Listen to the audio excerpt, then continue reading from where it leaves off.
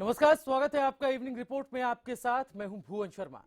निजी स्कूलों के निजी कानून, जी हां, प्रदेश में इन दिनों निजी स्कूलों की मनमानी बदस्तूर जारी है और वो अपने निजी कानून के तहत ही स्टूडेंट्स और उनके अभिभावकों को ट्रीट भी कर रहे हैं।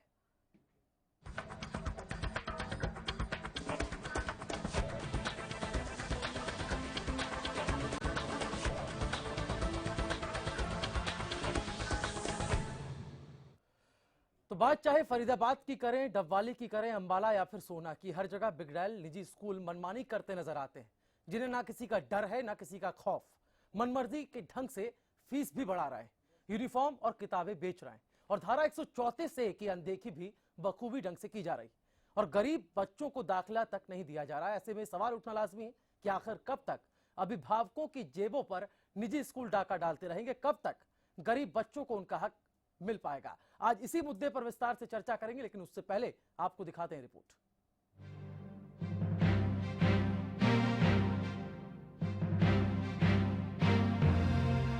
निजी स्कूलों का निजी कानून। जी हां, प्रदेश में निजी स्कूलों की मनमानी देखकर तो ऐसा ही लगता है कि वो निजी कानून के तहत ही काम कर रहे हैं। मनमाफिक ढंग से फीस बढ़ा रहे हैं, मनमाफिक ढंग से कॉपी किताबें बेच रहे हैं और यहाँ तक कि धारा 134 ए के तहत गरीब बच्चों को रिजर्व सीटों पर एडमिशन तक नहीं दे रहे। बावजूद इसके शिक्षा विभाग और प्रशासन मूकदर्शक बनकर बैठा है।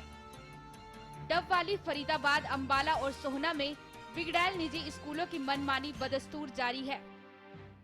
डबवाली में तो निजी स्कूल के टीचर्स ने इन दिनों इतने व्यस्त हैं कि वो शिक्षक कम सेल्समैन ज्यादा नजर आ रहे हैं, और हो भी क्यों ना, क्योंकि नए सत्र के साथ लूट का सत्र भी शुरू हो चुका है, जो मौका बार बार नहीं आता। फरीदाबाद में निजी स्कूलों की मनमानी इस कदर हावी है कि वो जिला उपायुक्त के आदेशों की अवहेलना करते हुए अभिभावकता एकता मंच के विरोध को दरकिनार करने से गुरेज नहीं कर रहे और मनमाने ढंग से फीस में बढ़ोतरी कर रहे हैं। हालांकि अभिभावक एकता मंच ने इस बात पर आपत्ति जताई है और रविवार को बैठक बुलाकर वे करनाल में सीएम कैंप के कार्यालय पर रोष जाहिर करने की रणनीति पर चर्चा कर रहे हैं। हाल ही में निजी स्कूलों के निजी फैसले के चलते अंबाला से भी अभिभावकों का दर्द सामने आया था और इस दर्द से सोहना भी अछूता नहीं है। सोहना में भी निजी स्कूलों की मनमानी चरम स्तर पर है, जिस पर विधायक तेजपाल तंवर ने कहा था कि सरकार धारा 134 ए के तहत निजी स्कूलों में गरीब बच्चों को दाखिला दिलवाने के लिए प्रतिबद्ध है। अभी तक हमने ऐसी कोई जानकारी नहीं ली है जी। अभी जानकारी लेंगे जी। अब सरकार का काम शुरू हुआ है अप्रैल से। अब हम हर पहलू को देखेंगे, हर जगह जाकर के हर चीज को देखेंगे, एक एक चीज को, और जो ठीक होगी उसे ठीक करेंगे, जो गलत है उसको ठीक करेंगे। यानी साफ है कि प्रदेश में निजी स्कूल हर स्तर पर नियमों की सरेआम धज्जियां उड़ा रहे हैं और प्रशासन, शिक्षा विभाग मूकदर्शक बना हुआ है, जिसका खामियाजा हरियाणा का भविष्य यानी छात्र छात्राएं भुगत रहे हैं। Bureau report, Haryana news. तो निजी स्कूल मनमानी पर अड़े हैं, शुल्क फीस जो है वो बढ़ा दी जा रही है। इसके अलावा फॉर्म 6 का उल्लंघन भी किया जा रहा है, जिसको भरना अनिवार्य है, शिक्षा विभाग को देना अनिवार्य है। यानी कि कई सारे मसले हैं जिनको लेकर अब निजी स्कूलों पर अभिभावक मंच ने हल्ला बोला है। हमारे साथ हरीश जी जुड़ गए, एक अभिभावक हैं। हरीश जी, फीस बढ़ाई जा रही है लगातार निजी स्कूलों द्वारा, क्या कुछ तर्क दिए जाते हैं? फिर सवाल ये भी उठता है, अगर फीस बढ़ाई गई है तो क्या उसके हिसाब से सुविधाएं भी बढ़ा रहे हैं निजी स्कूल? और यहाँ पर फॉर्म 6 की अनदेखी का भी मामला सामने आ रहा है निजी स्कूलों द्वारा।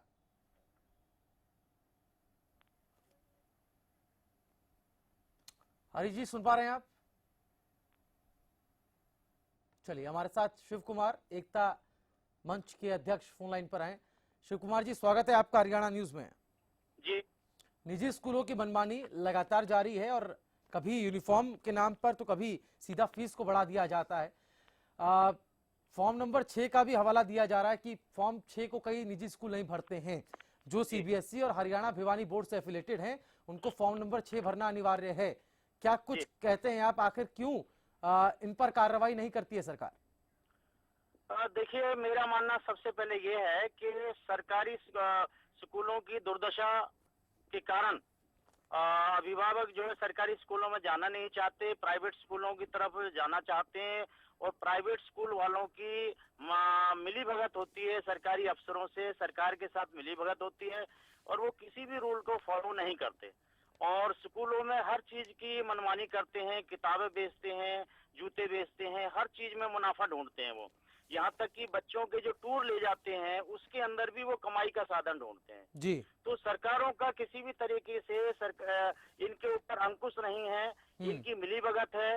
रैलियों में इनकी बसों को इस्तेमाल करते हैं, तो जो लोग रैलियों में इनकी बसों को इस्तेमाल करते हैं, इनके स्कूल्स में जाके चीफ गेस्ट बनते हैं, वहाँ रिबन काटते हैं, तो इनके ऊपर कार्रवाई कैसे करेंगे? तो सारी की सारी सरकार की मिलीभगत है, वो चाहे कांग्रेस की सरकार हो चाहे बीजेपी की सरकार हो, दोनों एक ही हैं, सबकी मिलीभगत है और इनकी मिलीभगत के कारण ही अभिभावकों का शोषण हो रहा है। जी, लेकिन ये भी फरीदाबाद का ही अगर हम जिक्र कर लें तो यहाँ पर जिला उपायुक्त के ने आदेश दिया था, आदेश की अवहेलना एक तरह का इसको कहा जा सकता है। अगर निजी स्कूलों में सरकारी आदेश का ही डर नहीं रहेगा तो फिर कैसे उन पर लगाम लगेगी, ये भी अपने आप में एक बड़ा सवाल है। हाँ बिल्कुल सही, बहुत ही सही क्वेश्चन है आपका कि डीसी साहब के आदेश से ही एक आदेश हमने पारित करवाया है, ये आंदोलन किया और आंदोलन के बाद जो है ये सरकार ने आदेश पारित किया। लेकिन अब सवाल ये है कि अपने आदेश को ही खुद ये लोग लागू नहीं करवाते, हमें आदेश दे देते हैं, वहाँ स्कूल वालों को कह देते कि इसे लागू मत करो, इसलिए उनकी हौसले अफजाई हो जाती। जी, आगे आप लोगों की रणनीति क्या रहेगी? चूंकि अभिभावक एकता मंच इस मुद्दे को लेकर लगातार दबाव बनाता रहा है और सरकार से आप लोगों की क्या मांग है, आगे क्या कुछ स्ट्रेटेजी है? क्योंकि मनमानी रुकने का नाम नहीं ले रही है, नियमों का भी उल्लंघन यहाँ पर अवहेलना जो है ये निजी स्कूल करते नजर आ रहे हैं। देखिए सर, हमारी सरकार से मांग है कि जो सरकार के खुद के बनाए हुए रूल हैं, खुद के बनाए हुए नियम हैं, केवल सरकार उन्हीं नियमों को लागू करवा दे। हम कोई नई चीज नहीं मांग रहे। जो हरियाणा एजुकेशन एक्ट है, जो हरियाणा एजुकेशन रूल्स हैं, उनको ही सरकार लागू करवा दे। हमारी वही सरकार से विनती है। दूसरे आगे की जो हमारी रणनीति है कि हम शिक्षा मंत्री जी के वहाँ उसके आवास को भी घेराव करेंगे। हमारी अभी प्लानिंग चल रही है इस विषय पे। हमारे जो हरियाणा के जो शिक्षा निदेशक हैं उनका भी हम घेराव करेंगे, वहाँ भी जाके प्रदर्शन करेंगे और लगातार हमारा संघर्ष इस विषय में जारी रहेगा। जो लूट खसोट के खिलाफ जारी रहेगा संघर्ष हमारा। जी चलिए, एक बैठक रविवार को भी होनी है जिसमें कहा जा रहा है कि जो विरोध है उसको दिखाया जाएगा। सीएम कैंप कार्यालय पर रोष जाहिर करने की भी बात की जा रही है। हमारे साथ शिक्षक संघ के संयोजक दुष्यंत ठाकरान जी फोन लाइन पे हैं। दुष्यंत जी, स्वागत है आपका हरियाणा न्यूज में। सर नमस्कार। दुष्यंत जी, ये पूरा मामला निजी स्कूलों की मनमानी का उठ खड़ा हुआ है। तमाम नियमों की अवहेलना उल्लंघना यहाँ पर निजी स्कूल कर रहे हैं, उस बावजूद इसके उन पर कोई कार्रवाई क्यों नहीं करती है सरकार? 134A की अवहेलना हो रही है, इसके अलावा मनमाने ढंग से फीस बढ़ा दी जा रही है, फॉर्म 6 को शिक्षा विभाग के पास दिया नहीं जा रहा है। तमाम पहलुओं पर, तमाम मोर्चे पर निजी स्कूल ये साफ तौर पर दिखा रहे हैं कि वो आदेशों की धज्जियां उड़ाते नजर आ रहे हैं। ऐसा है सर, जो निजी स्कूल्स हैं जी, निजी स्कूल्स अपनी मनमानी कर मनमानी फीसें ले रहे हैं, लेकिन जो अध्यापक हैं, जो कार्य कर रहे हैं, उनका शोषण किया जा रहा है। सरकार को एक नियम बना के फॉर्म 6 भरकर और उनको सरकार की न्यूनतम जो सैलरी है वो फिक्स करनी चाहिए, जिससे कि उनका शोषण ना किया जा सके। और स्कूलों पर एक कमेटी बनाकर, एक कमेटी का गठन कर इनकी फीस के लिए भी नियंत्रित किया जाए।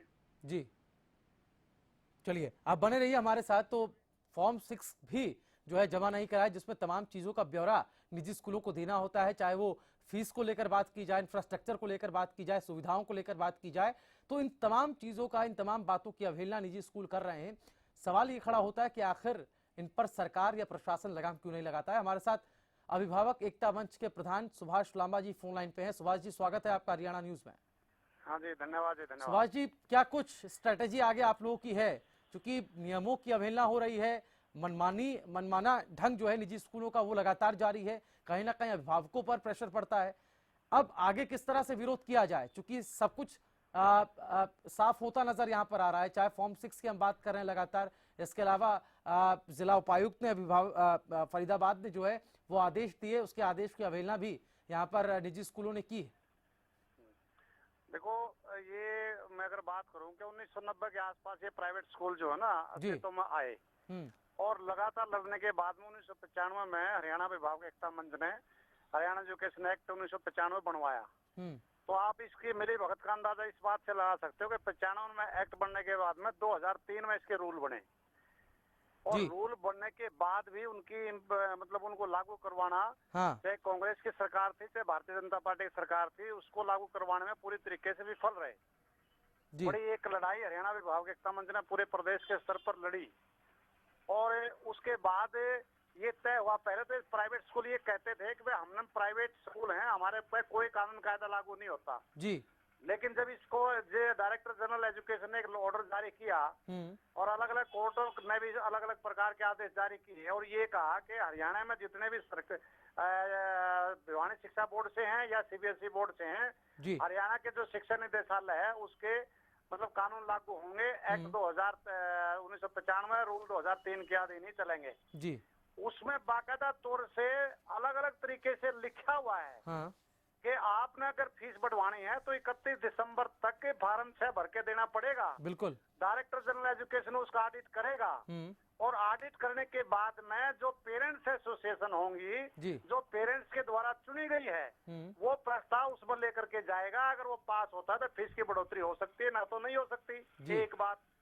दूसरी बात, उसमें ये तय कर रखा है कि जो एनुअल चार्जेस के नाम पर पैसा लेते हो, हर साल एडमिशन के चार्ज पे लेते हो, जी। जो बिल्डिंग फंड लेते हो, एक्टिविटीज के नाम पर लेते हो, ये इस प्रकार से आपने इन मदों में पैसा नहीं लेना है। जी, तीसरी बात उसमें ये है कि ये कमर्शलाइजेशन इसका नहीं होगा। नो प्रॉफिट नो लॉस में इन्होंने अंडरटेकिंग दे रखी है, जिस टाइम इन्होंने मान्यता ली है जी। कि हम नो प्रॉफिट नो लॉस में स्कूलों को चलाएंगे, लेकिन वहाँ किताबों की दुकान है, वहाँ कॉपियों की दुकान है, ड्रेस की दुकान है, पूरा कॉमर्शलाइज सिस्टम सारा का सारा वहाँ कर दिया। इसके बाद अगर सरकार के आदेशों की पालना नहीं करते जी, तो एक्ट ये बोलता है, रूल 2003 ये बोलते हैं कि उन स्कूलों की मान्यता रद्द कर दी जाएगी। और फरीदाबाद के अंदर पिछले समय पे 3 स्कूलों की मान्यता रद्द हुई। उसके बाद वो अपील में गए, शपथ पत्र देकर के आए कि हम हरियाणा एजुकेशन एक्ट 1995 रूल 2003 के तहत मदों में पैसा लेंगे, नाप शनाप पैसा नहीं लेंगे, फीस में बढ़ोतरी नहीं करेंगे। ठीक है। लेकिन इसके बावजूद भी जी। अगर अलग अलग डिस्ट्रिक्टों में हम देखते हैं, डीओ करनाल ने चिट्ठी निकाल दी, फरीदाबाद ने निकाल दी, और कोई जगह मतलब डायरेक्टर जनरल एजुकेशन ने चिट्ठी निकाल दी। लेकिन बड़े मतलब दुख की बात है कि प्राइवेट स्कूल के प्रबंधक इतने मजबूत हो गए कि वो सरकार के आदेशों की धज्जियां उड़ा रहे हैं, और जो अभिभावक ये देख रहे थे अच्छे दिन के लिए आएंगे, बिल्कुल, लेकिन भारतीय जनता पार्टी की सरकार में, कांग्रेस की सरकार में जी, निजी स्कूलों के प्रति जो रवैया है, हाँ। उदारपूर्ण जो रवैया है, उसमें हालात कोई भी वैसे चेंज ही नहीं हैं। आई। सुभाष जी, हालात वैसे ही हैं। आपने काफी डिटेल में ये बातें बताई और ये समझना भी जरूरी था। इन डिटेल जी। की बातों में इतिहास को भी देखना था कि आखिर किन किन स्कूलों पर इस तरह की कार्रवाई प्रशासन ने की, और उन्होंने हलफनामा दिया और ये कहा कि आगे से वो ऐसा नहीं करेंगे। और नो प्रॉफिट नो लॉस की जो शर्त है वो यहाँ पर बहुत बुनियादी शर्त है, और उसकी धज्जियां यहाँ पर निजी स्कूल उड़ा रहे हैं। लेकिन सवाल ये उठता है कि ये सब सरेआम हो रहा है, ये सब चीज दिख रही है, लेकिन बावजूद उसके प्रशासन क्यों खामोश है, सरकार क्यों खामोश है? इसी सवाल के साथ लौटूंगा। आप तमाम मेहमान हमारे साथ जुड़ रही। छोटा सा ब्रेक, जल्द होंगे हाजिर।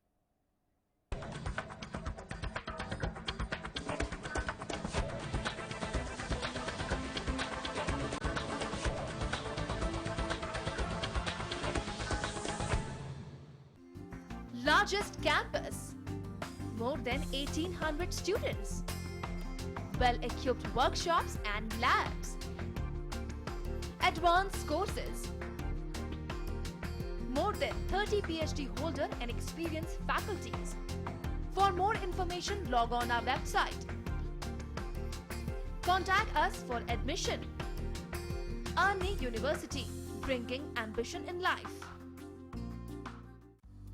The wait for global education in Sirsa is finally over. MDLR Group presents MDK International School, a new landmark of world-class education in the green belt of Sirsa. The first residential cum day boarding school in Sirsa, affiliated to Cambridge University, London, brings forth a global nurturing environment under the guidance of Mr. Lawrence Frey, Director, MDK International School.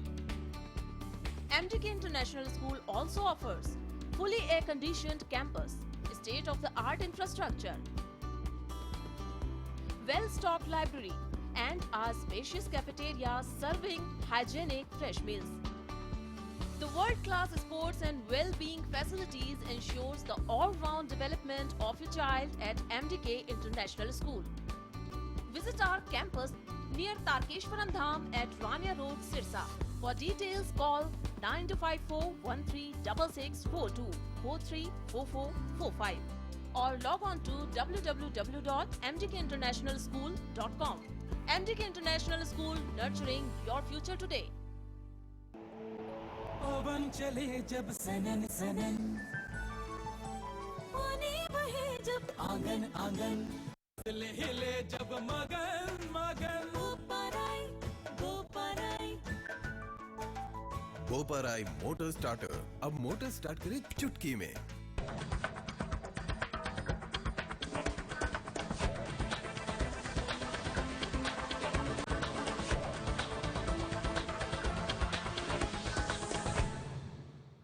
और break के बाद evening report में आपका एक बार फिर से स्वागत है। इवनिंग रिपोर्ट में आज हम बात निजी स्कूलों की मनमानी की कर रहे हैं। लगातार निजी स्कूल अपनी मनमानी कर रहे हैं, फीस में बढ़ोतरी की बात हो या फिर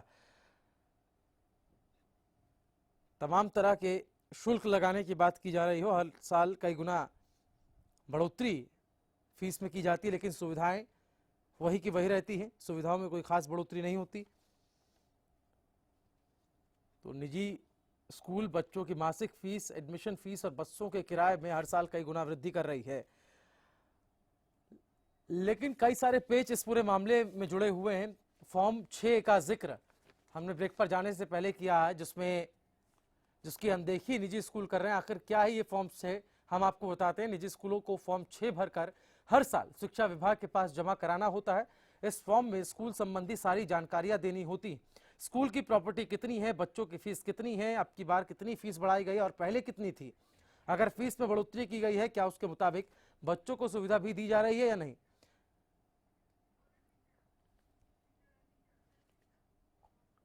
हमारे साथ एक टीचर फोन लाइन पे विनोद जी जुड़ गए हैं। विनोद जी, स्वागत है आपका। और निजी स्कूल जो है वो मनमानी कर रहे हैं, फीस में बढ़ोतरी को लेकर बात की जाए, फॉर्म 6 कई स्कूलों ने नहीं भरा है, जो कि सीबीएसई और हरियाणा भिवानी बोर्ड से एफिलेटेड हैं। इस तरह का रवैया कितना सही है, और अगर ये साफ दिखाई दे रहा है, ये सरेआम हो रहा है, तो फिर प्रशासन और सरकार लगाम लगा पाने में क्यों असमर्थ है? इससे कुछ ऐसा तो नहीं कहीं सरकार की मिली भगत ही है जो है दिखावा कर रही है। नहीं तो एक बात बताऊं, कोई चीज सरकार से दूर हो सकती है जी, का इतना शोषण होता है और सरकार कुछ नहीं कर रही जी। तो इसमें तो सरकार की नेग्लिजेंसी है या तो जानबूझकर डिले हो रहा है, मतलब कोई एक्शन नहीं लिया जा रहा है। बिल्कुल विनोद जी, आप तो खुद एक शिक्षक है और आप खुद एक शिक्षक हैं, स्कूल में आप पढ़ाते हैं, और ऐसे में सवाल ये है कि धारा 134 में की बात एक ही बात की जाए जिसमें गरीब बच्चों के दाखिले का जिक्र है, या फिर फॉर्म 6 जिसको भरना अनिवार्य है सारी डिटेल देने के लिए, ट्रांसपेरेंसी क्रिएट करने के लिए। लेकिन निजी स्कूल जो है हर मोर्चे पर अपनी मनमानी करते नजर आ रहे हैं। ये चीजें साफ तौर पर दिखाई दे रही हैं, हम इसको प्रमुखता से उठा भी रहे हैं। बावजूद उसके सरकार और प्रशासन कार्रवाई करने में क्यों असमर्थ है, ये सवाल बार बार उठ रहा है। कोई एक्शन नहीं हो रहा सरकार की, सरकार को सब कुछ पता है। आईटी में भी ना कहीं जो है गरीब बच्चों को दाखिले में, ना कहीं फीस में, ना किसी भी प्रकार की सुविधा इनके देख लो, दो कमरे में स्कूल चल रहे हैं, मनमानी फीस ले रहे हैं, सरकार कुछ नहीं कर पा रही। नए सरकार को कोई डिटेल देते अपनी भर के जो है। जी चलिए, बहुत शुक्रिया आपका हमारे साथ जुड़ने के लिए। तो यहाँ पर सरकार मनमानी, निजी स्कूलों की जो मनमानी है उसको दरकिनार कर रही है, उसको गंभीरता से नहीं ले रही है। ये आरोप भी अब सरकार और प्रशासन पर लग रहे हैं, क्योंकि मामला बिल्कुल स्पष्ट है। एक जगह से ये मामला नहीं है, कई जगहों से ये खबरें आई हैं, चाहे फरीदाबाद की बात करें, डवाली की करें, अंबाला या फिर सोना की, हर जगह इस तरह के निजी स्कूलों की मनमानी वाली खबरें सामने आ रही हैं। चाहे धारा 134A की अनदेखी की बात की जाए, फॉर्म 6 की अवहेलना की बात की जाए, इसके अलावा निजी स्कूल बच्चों की मासिक फीस, एडमिशन फीस और बसों के किराए में हर साल कई गुना वृद्धि करते हैं, लेकिन सुविधाएं वही की वही रहती हैं। आखिर ये सब कुछ हो रहा है तो सरकार कहां सोई है, प्रशासन क्यों आंख मूंदे बैठा हुआ है, ये सवाल अब उठ रहे हैं।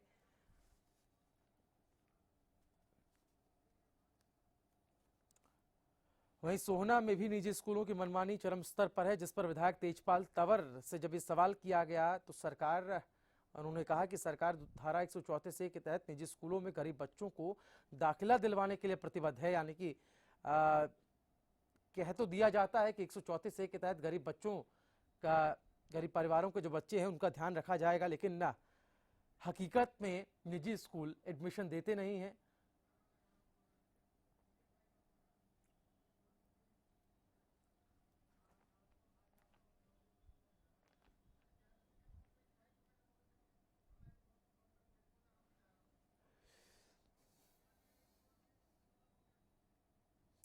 तो प्रदेश में निजी स्कूलों की मनमानी देखकर तो ऐसा लगता है कि वो निजी कानून के तहत ही काम कर रहे हैं। मनमाफिक ढंग से फीस बढ़ा रहे हैं, मनमाफिक ढंग से किताबें बेच रहे हैं और यहां तक कि धारा 134A के तहत गरीब बच्चों को रिजर्व सीटों पर एडमिशन नहीं दे रहा है। बावजूद इसके शिक्षा विभाग और प्रशासन मूक दर्शक बनकर बैठा हुआ है।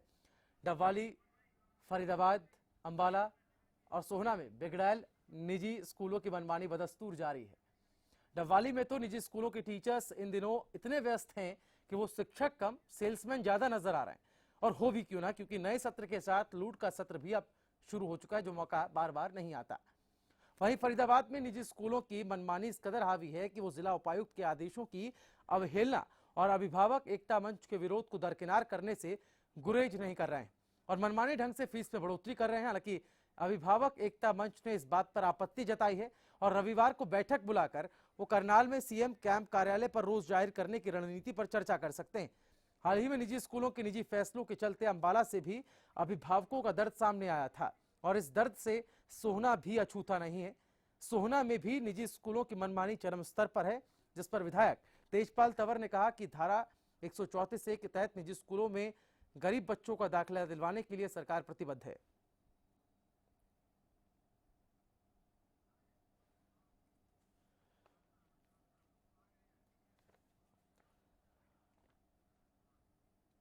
हमारे साथ शिक्षक संघ के प्रवक्ता तरुण सुहाग जी फोन लाइन पे हैं। तरुण जी, स्वागत है आपका। धन्यवाद। तरुण जी, ये निजी स्कूलों की मनमानी कब तक चलेगी और आखिर जब सरेआम धज्जियां उड़ा दी जाए नियम कायदों की, आदेशों की, तो उसके बाद सरकार और प्रशासन कार्रवाई क्यों नहीं कर रही है? ये एक बड़ा सवाल खड़ा होता है। नहीं, हमारे संगठन ने कई बार मांग की है कि सरकार इस तरह की कोई प्रावधान लेके आती है जी, तो उसको लागू करवाने के लिए हर जिले में डीसी बैठे हुए हैं।